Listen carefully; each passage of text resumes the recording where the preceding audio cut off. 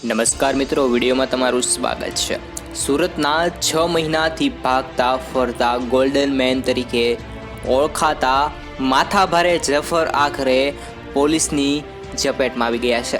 દેશભરમાં ગુનાહિત પ્રવૃત્તિઓ સતત વધી રહી છે, તેમાં પણ ઘણા છેલ્લા સમયથી ગુજરાતની અંદર ઘણી ગુનાહિત પ્રવૃત્તિઓમાં વધારો જોવા મળી રહ્યો છે। ત્યારે પોલીસ પણ હવે ગુનેગારો પર ચાંપતી નજર રાખી રહી છે। ત્યારે હાલમાં સુરતમાંથી કુખ્યાત ગુનેગારને ઝડપી પાડવામાં આવ્યો છે।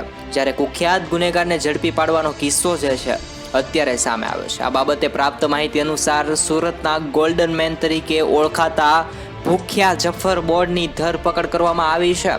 આવી રીતે મિત્રો એમ કહેવાય ઘણા સમાચાર આપણી સામે આવી રહ્યા છે। સુરતના સલાબતપુરમાં પોલીસે તેની ધરપકડ કરી છે। આરોપી ઉપર મારામારી, હત્યાના પ્રયાસ અને સરકારી કર્મચારી ઉપર હુમલો કરવાનો આરોપ હતો। તે છેલ્લા 6 મહિનાથી પોલીસની પકડથી ભાગતો ફરતો હતો। સુરતના આ અપરાધી જાફર સુરતના કાપડ બજારમાં લોકોને ધમકીઓ આપી અને રૂપિયા પણ પડાવતો હતો। આ ઉપરાંત તે બીજા અનેક ગુન્હાઓ સાથે સંડોવાયેલો છે।